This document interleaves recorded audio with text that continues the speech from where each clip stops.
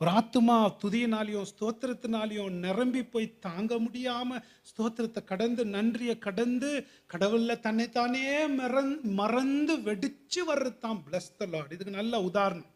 உள்ளுக்குள்ள ஒரு ஒரு அணுவும் துதிக்கணும்னு தோணும் போது அந்த உயர்வான அந்த தேவதூதன் நிலைமைக்கு போய் தன்னை மறந்து கடவுளை ஸ்தோத்தரிக்கிறது, அவர் யாரா இருக்கிறாரோன்னு பார்த்து அவரை புகழ்றது, அதாங்க பிளஸ்ஸிங் காட். நமக்கு தெரிஞ்ச பிரபலமான சங்கீதம் 103 நம்ம என்ன நினைச்சுக்கிறோம்?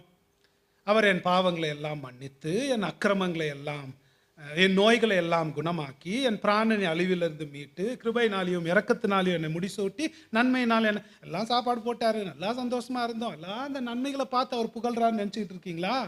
அப்படிதான் நம்ம நினச்சிக்கிட்டு இருக்கிறோம். இதெல்லாம் பார்க்கும்போது இதில் இல்லை என் கண்ணு, இதெல்லாம் எனக்கு இவ்வளோ நல்லா கொடுக்குறவர் இருந்தால் அவர் எவ்வளோ நல்லவராக இருப்பார். Bless the Lord, oh my soul.